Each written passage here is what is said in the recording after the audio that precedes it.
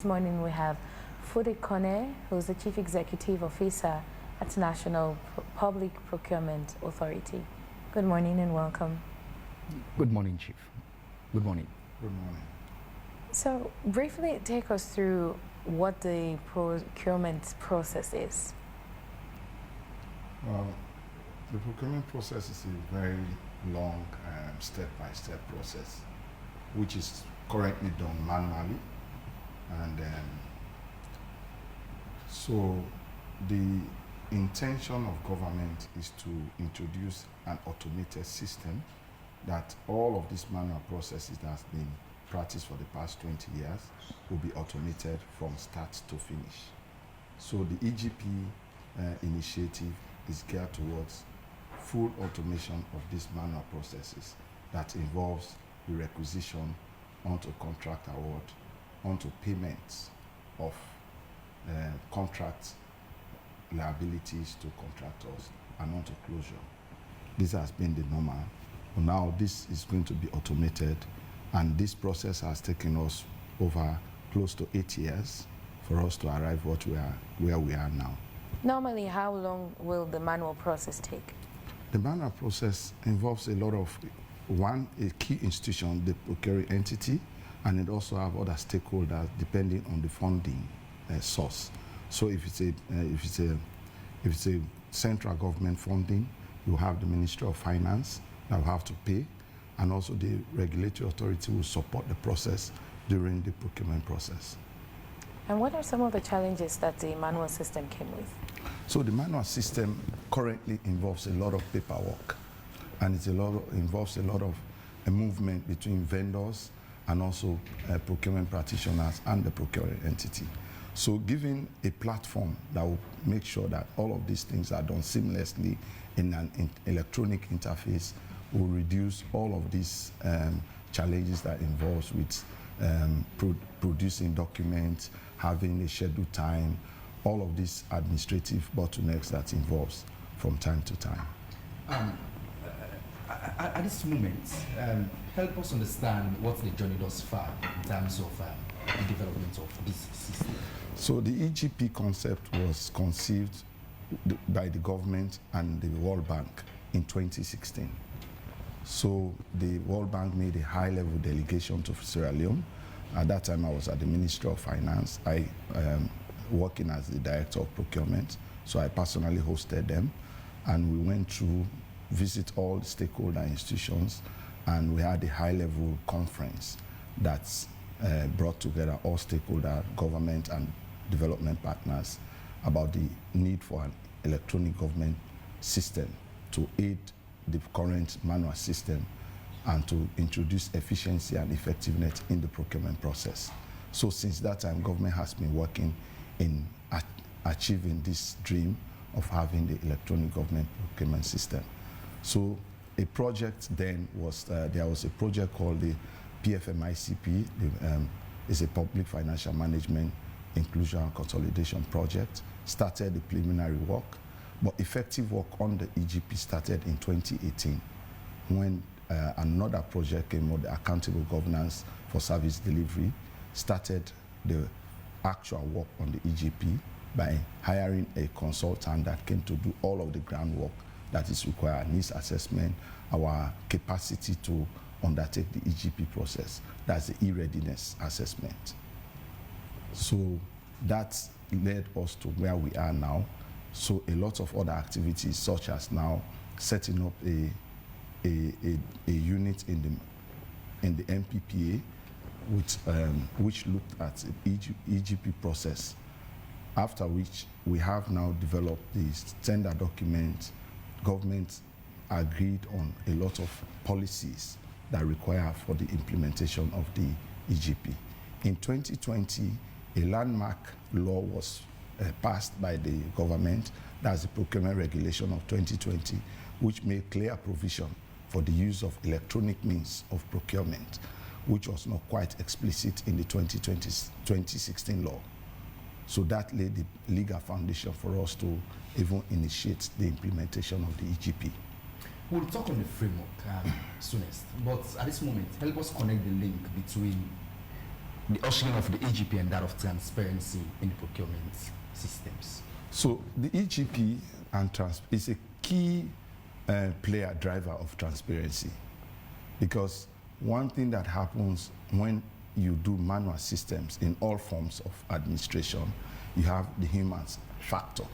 So bringing in the EGP, it reduces the human touch and it allows independent operation of the system, wherein a vendor will sit at his office and do all of what he's supposed to do regarding his bid online without any interference of anybody. And all of those things are highly controlled electronically, such as everything, it will be programmed based on an email network, that the time of submission will be recorded, the document will be saved, so alterations are minimal in terms of in any form when you are doing an electronic system. So one of the major things that it brings in is records, real-time records management and real-time data availability on the process. I was going through the website of the NPPA, and it stated very clearly that this system will be targeted at two key sectors within society. For start, which is that of health and education. Why is that the case? So we have a pilot stage, and we are looking at high spending ministries, sure, so that we'll be able to test the system, the effectiveness and its performance, so that we'll not bring all of these, the MDAs into play and the system become overburdened and it's clogged, and we will start to undermine the effectiveness of the system. So we identify about 7 MDAs in health, education and in energy, where a lot of spend are being done, so that we'll be able to test the effectiveness and efficiency of the system. And you've just mentioned during these manual procurement that's been going on, it has been faced with, apart from the numerous paperwork, there's also challenges of accountability or maybe transparency. Now with this new tool that's going to be implemented as well, wouldn't it get to a point where it might be manipulated? So the EGP system is an evolution. So it's like any other IT platform. It will continue to improve as people tend to interfere with the process, and the IT security will continue to be set up in a way that no interference with the system will bring in a major loss to government. And for the manual procurement that has been done, how far does the record of data go?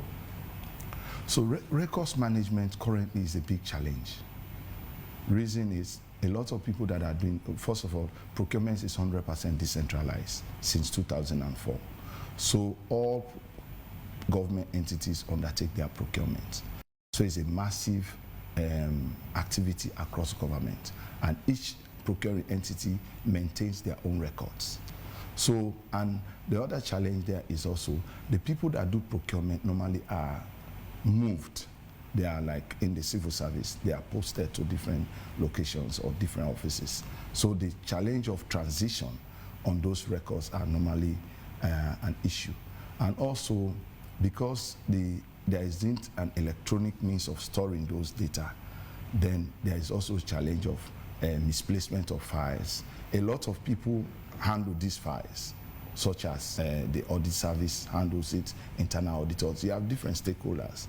So during those movement of those files, if care is not taken, those documents will get missing. And those records, when they are missing, it's also a challenge for the procuring entity to account for their transactions.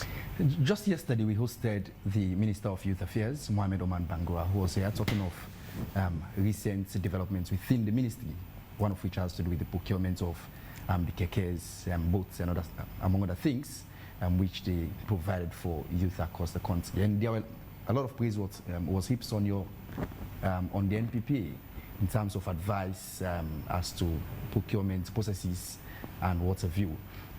Where does the NPPA sit in terms of advising government ministries and departments and agencies when procurement comes up? So the procurement of such quantity comes up. So what the procurement law did, it made the NPPA the principal advisor of government on all procurement matters across board, both sub-government level, that is local government, and also at national level. So in issues when a procuring entity is undertaking a procurement and there is a lot of technicalities involved, the MPPA does provide technical assistance in terms of advisory notes, requirements, and steps that are required for you to be able to successfully comply with the laws that require for you to undertake that transaction. So our role is to make sure we build capacity of the MDA in being able to do the procurement in compliance with the rules that governs it. How long will that take to build the capacity? Because I know sometimes that's where also the challenge comes. So capacity is a continuous process because learning is continuous. We have a lot of emerging issues that comes up in procurement, which we can discuss maybe in a later session. Now you are talking about EGP, so a whole capacity challenges come in. Electronic operation. A lot of people have to have the ability to operate computer well and also use the internet interface to be able to now to do e-auction, do online purchases, and do a lot of online transactions. So the mandate of MPP in terms of capacity building starts from 0 to the highest level. So it's a continuous process. It will take time. We also partner with institutions to make sure that the capacity of procurement staff are built. So the university is one, other institutions that are also undertaking. We also do international capacity building trainings for staff as well as procuring entity staff. Now let's narrow down on the EGP, the EGP framework. I mean, the EGP policy framework. Help the public understand what's this policy framework. So the government has been working assiduously to make sure that the EGP initiative be realized by the public, for the public sector. So in any initiative of government, there should be a policy framework that drives it. So the Ministry of Finance, in collaboration with the National Public Procurement Authority, hired a consultant that developed all the policy framework in terms of what are the objectives of the EGP process and what are the things that will involve in the implementation of the EGP. And that policy was taken to Cabinet, and Cabinet approved, which make it binding to all procuring entities, and it becomes a national policy for implementation. Aside the policy, what other important ingredients that is found within the EGP system that is currently in the process of its being coming to fruition? So basically, the EGP system involves a various modules. That's contract registration, vendor registration, the system, the portal itself, contract management module, and also it has to do with an integration with NACIT, NRA, and the banks. So these are all things that the EGP is coming to integrate together for it to have a full-blown electronic platform that will aid procurement processes in a seamless manner. So the other things that the policy covers is also the business re-engineering process, which talks about all of these connections that we'll be doing, and also talked about how the system will work, how it will have to work, and the requirements. We have about 44 functions that the system will display.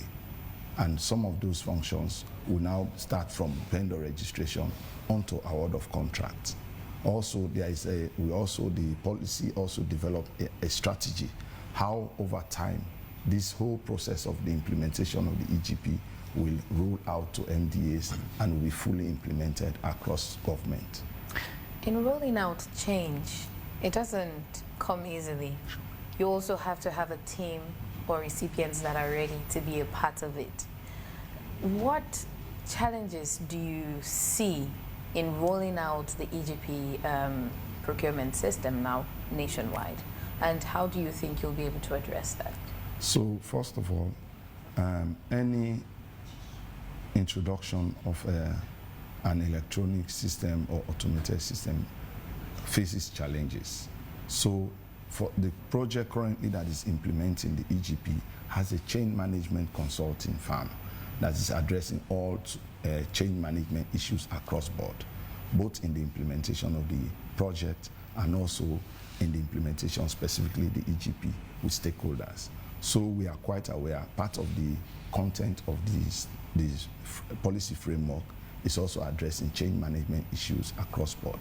For now, one of the major chain challenge that we'll face is one, the electronic environment, such as one ICT, the internet availability and electricity, because you cannot work you cannot work electronically without power and also internet. So these are things that we have to look at very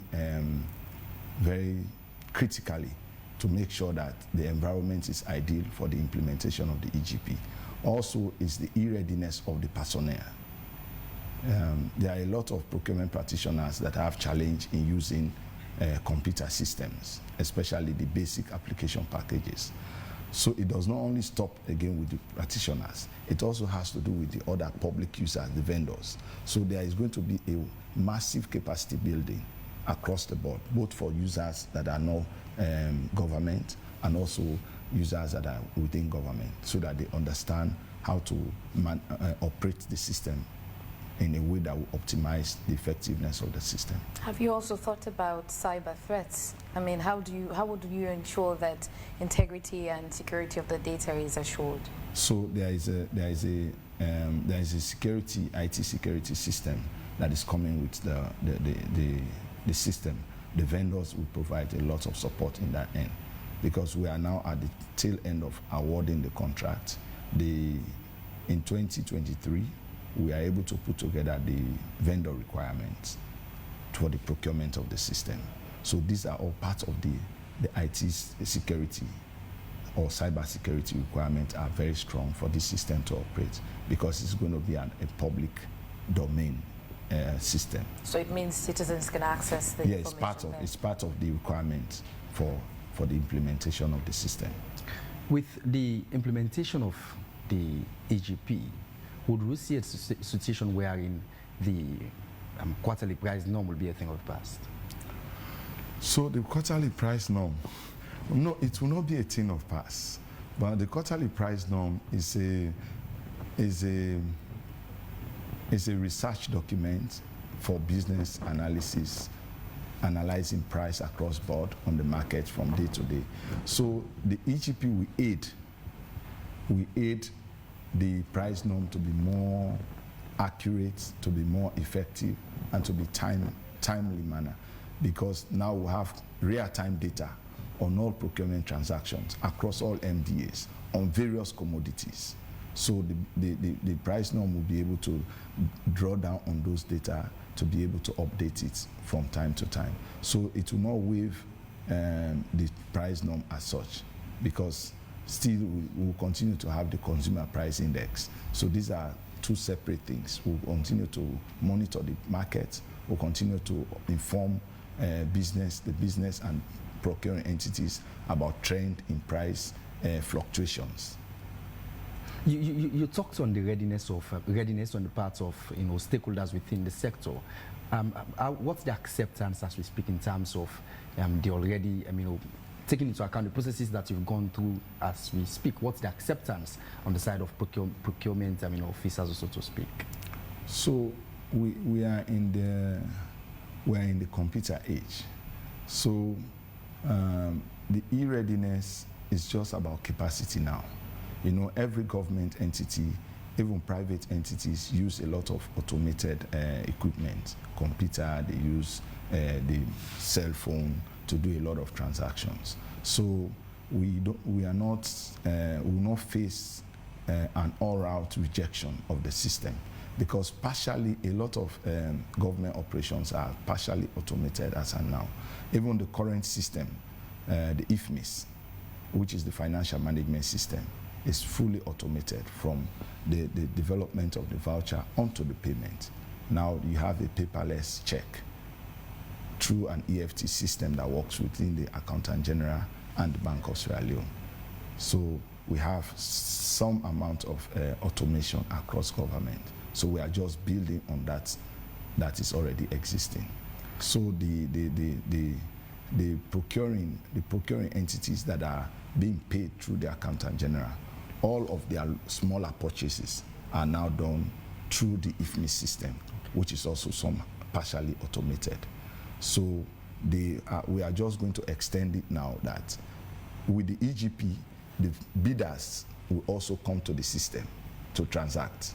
Currently, it's just the government that is transacting on the IFMIS.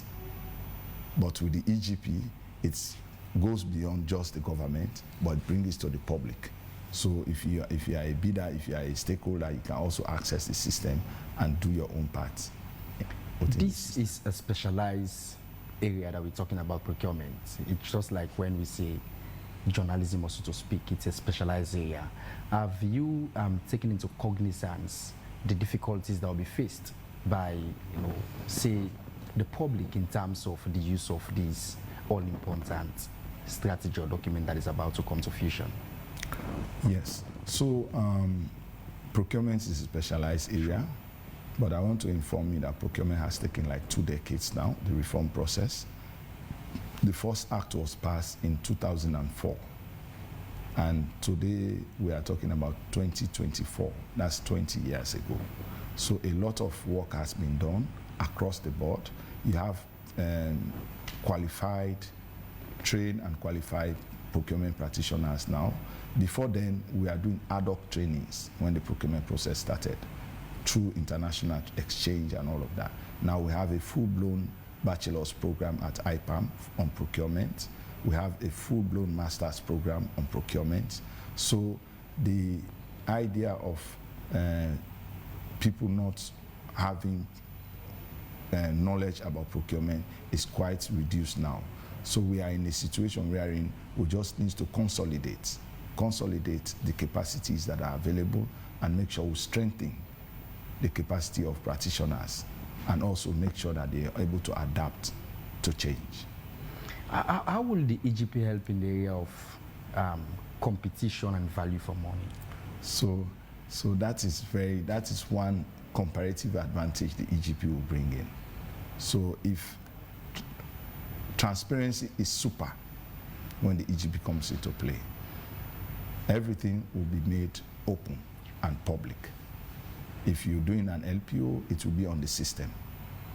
So when the EGP comes into play, tender notices are published worldwide on the World Wide Web. So you have access to go into the system and apply for that tender. You will not say, oh, I didn't see this newspaper. I was unable to meet the time to submit the bid.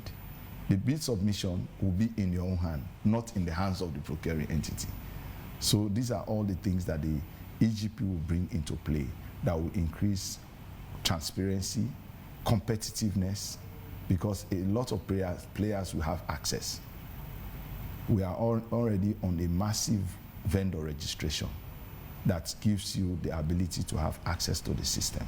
So we are doing a manual registration of all suppliers that want to do business with government or are doing business with government, so that we'll be able to profile them. So we'll be able to just transfer them into the system.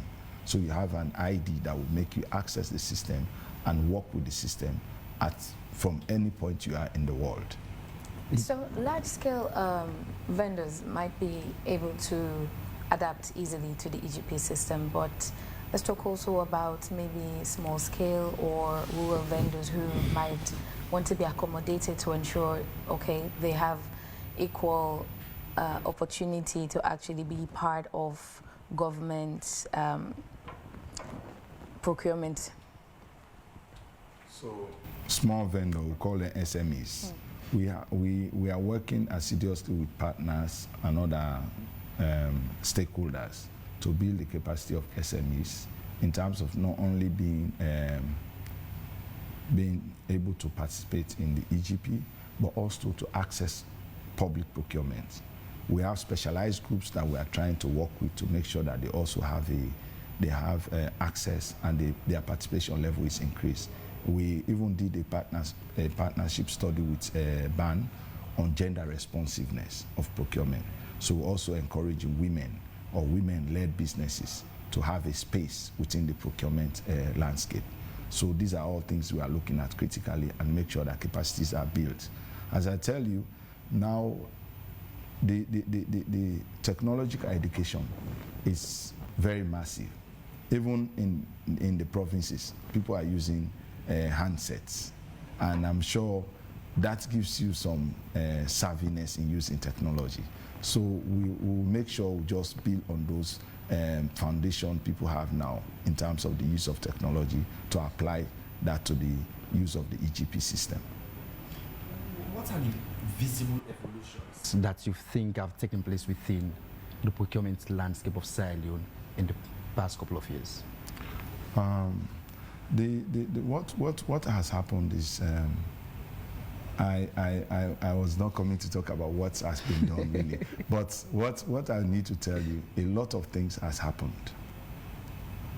Just within my tenure of less than slightly above a year in office, we have undertaken a lot of reforms in terms of making sure that one, the thresholds that were very much challenging to procuring entities were reviewed. We reviewed them, it's now up, and a lot of procuring entities are able to undertake their procurement processes in a more competitive way, and that also has given opportunity to SMEs to be able to participate in the procurement process at that level.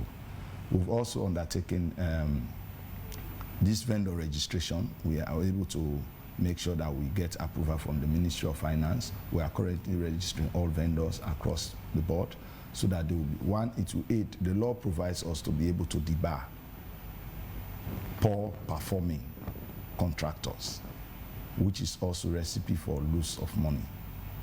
So the vendor registration will give the ability of government to be able to know that vendor X did not do well in this contract and his track record has been consistently bad. So vendor X is going to be stopped from doing government contract for 5 years across the board. So this is something that will revolutionize and make sure that government value for money is achieved across the board. You know, when they talk about wastages, normally they target the public officers. It's a partnership between private sector and public officers. So everybody has their own accountability. But normally we are just looking at the public officers to be accountable. Private sector people are also should be accountable. So we have realized that there are also sometimes factors why certain government project fails, because the private partner that comes in, he has an ill motive to whether to undermine the project or to underperform in terms of its performance in relation to the key deliverables of the project. So we are now engaging in a massive, high-level contract monitoring. Every government contract, we are making sure that we enforce monitoring through the contract so people deliver based on what is required. You know, there are sometimes we have a lot of nicely written contracts, nicely written, but the clauses in those contracts are not normally enforced. And in the end, we have bad contract closure. So the NPPA is working assiduously with all stakeholders, both private and public entities, to make sure that contracts are fully implemented based on the clauses of the contract. Delays in government payments to contractors is also another recurring issue. Now, still with the EGP system, are we going to see maybe an end to that, wherein from the start of the awarding of the contract to final payments? Yeah. So payment of contractors is a challenge, but not across every entity. It varies from one entity to the other. So it will not be good to just unify it across the board. So, but also what we are planning to do is to really do a study on procurement financing.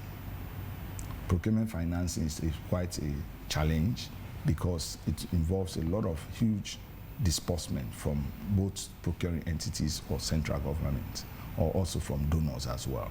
So we are trying to look at how procurement financing can be properly structured, because we have multi-year contracts. So even the implementation takes time.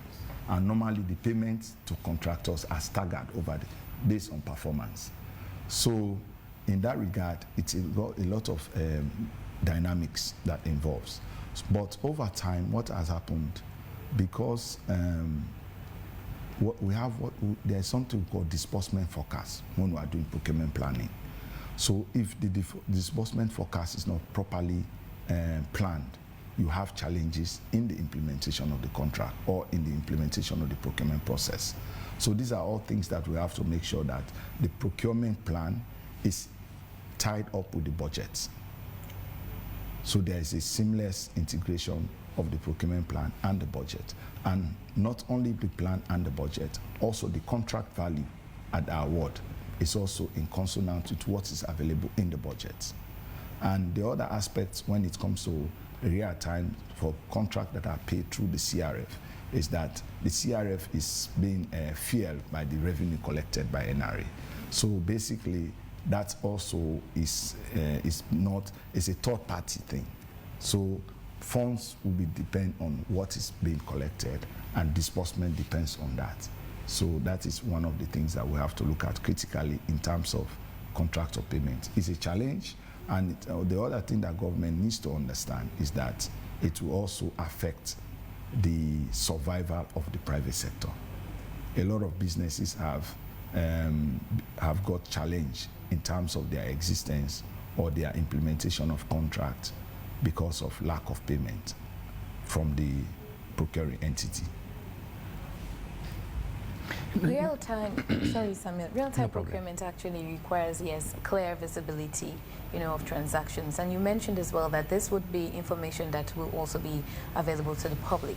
But how will the system be able to handle public disclosure whilst balancing that off with maybe confidentiality for certain projects? So we have classification in information management. So there are information that are classified. There are some that are public. Okay. So as it may be, it depends on the sector you are operating. So if it's a health sector, a lot of the information that is in the health sector is unclassified. If you are operating in the defense sector, most of the information there for security reasons they are classified for national defense purposes, and also if you are operating in a secret service like ONS, their informations are classified. So based on the sector you are operating, then that would determine the level of classification of information that will be required, because your security is also paramount to government, and national defense issues are very much important issues that normally affect our holistic protection. So those aspects will remain classified as required, and they can be declassified over time when it does not create any security threats. You see, even in the US, they have a level of classification, and they have level of people that have access to different levels of classification of information. So, but the EGP would make sure that you have the availability of data as and when required by different stakeholders. So the data security will be there, and also data access based on the levels of classification that is required will be done. And you ask about the payment system. So in terms of integration, after the deployment of the EGP system, and when it's fully blown in operation, we'll be working with a dedicated banking system that will enable whether the central bank or from the CRF or with Accountant General to be able to pay contractors seamlessly based on the contract management model that is in this, wherein they will put in an IPC, the payment request in the system, and it will be triggered to the paying authority to pay for that service. But all of these things has to be based on the planning of the procurement and the disbursement forecast that is required. Still in the studios, we have Foday Konneh, who is the Chief Executive, National Public Procurement Authority, and is here to talk on the EGP which the authority is currently working on, together with partners. I mean, the Ministry of Finance is also the case, and World Bank, just to see that it comes to fusion. But again, before we go for that break, I wanted to ask on areas of one, due diligence, and two, the registration process for vendors. Is this something that they will pay for? Let's firstly talk on same. So, part of the sustainability of the EGP system, so there are user fees. One user fee is the vendor registration fee.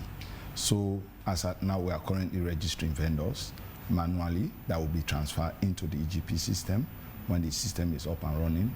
So we are asking for a minimum fee for all suppliers to pay across no categories. It's a flat rate, so that we will not bring in anti-competitive means. So it's universal access. So whether you are big, you are small, you have the minimum fee you pay, you register.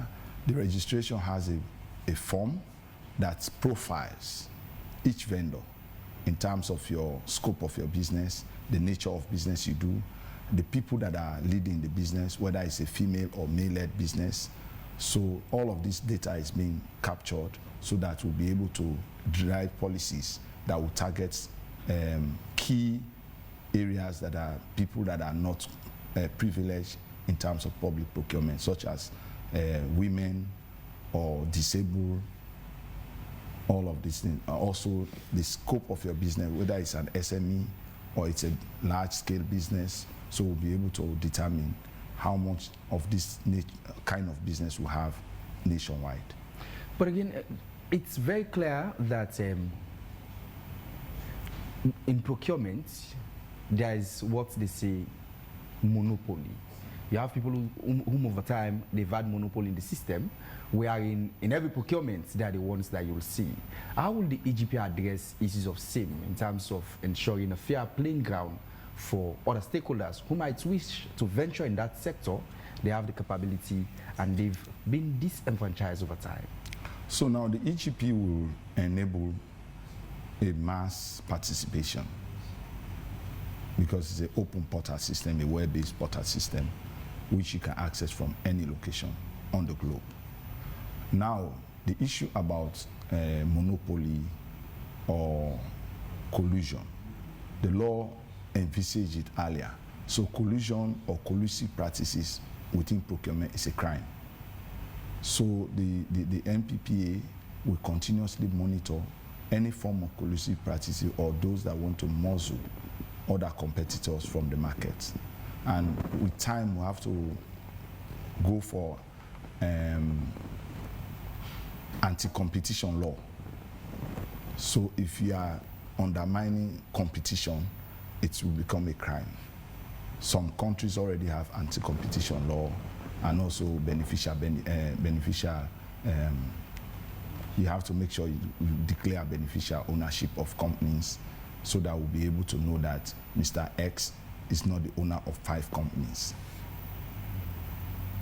So does the NPPA also carry out due diligence on these contractors? So yes, with the registration of contractors or suppliers, the NPPA will have enough data to be able to profile them, will be able to monitor them and do a lot of due diligence, or even on their capacity and even their financial liquidity, so that they don't become a liability in contract implementation. With the complexity of this system, I want to know firstly, who will then man the system? Is it NPPA, Ministry of Finance, or what have you? And even for the vendors and so to speak, are they mandated to have procurement practitioners who will be provided by, say, NPPA, or provide procurement practitioners for themselves? So the system will be managed by the NPPA. So in terms of hosting, the equipment and data will be hosted at the Ministry of Finance data center. So they will co-host the facility that the EGP will be using to implement the process. Now, in terms of capacity, in-house capacity, the government will have to build their own in-house capacity through their procuring entities, Also, private sector businesses have to employ procurement practitioners. I always make this illustration. Every business has an accountant. So if you are a business that is in procurement, hire a procurement officer. You see, because some of the reason why governments invest in procurement is to also address unemployment. There is a direct correlation between unemployment and government investment in the private sector. So we have realized over time that a government can issue a contract of $1 million equivalent in loans, which is supposed to stimulate or that intervention to create job opportunities for citizens in the implementation of the contract. And most times the companies hire low-level people in terms of recruitment, and the whole work does not trickle down. It stays in a small place, and you do not feel the effect of the investment government is doing in the private sector. These are all things that we'll be looking at, how procurement can also address this macroeconomic variable of unemployment within the private sector. So we do have a lot of messages on our Facebook page, and we'll definitely want to read out some of them, so you would also get a chance to respond. From Donald Borg, he's asking, what's the actual registration fee for vendors, and can vendors register online? If so, what's the website address to register? One Nation blog says, can the system accommodate sole source procurement? Usfriend Kamal asks, how much money has your NPPA institution saved the government from losing in all procurement processes for the past few years? Omar Kamal says, love your leadership style. One Nation blog, does the NPPA have centralized database of all activities sent to NPPA by various MDAs? How many MDAs do government have currently? Donald Box says, what's the actual registration fee for vendors? And can vendors register online? If so, what's the website address to register? Mosdi says, electronic procurement is increasingly being used in the everyday business world, and it's about time Sierra Leone catches up with the rest of the world. However, as these activities involve obtaining the goods and services a company or institution needs to support its daily operations, including sourcing, etc., is this agency fully prepared and aware of the security risks associated with these operations? Idrissa Bundu says, effectiveness, especially on road construction like the Makeni-Kamakwe, the previous governments had spent huge amounts of money, but now incomplete work over 10 years. I don't know how it connects with them. There is a contract management problem. Yeah, with the same. Mystic Dwazak, last from my side. Records management is a big challenge in Sierra Leone because authorities do not respect the management of records. Secondly, the procurement processes in Sierra Leone are full of bloated figures, when in reality the amount is very huge. I think those are the messages we'll take for now. You'll respond to them and then we'll see ways to wrap up.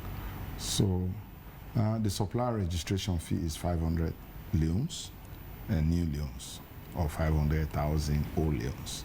So we are not currently doing electronic registration because the system is not up and running. So we do manual registration.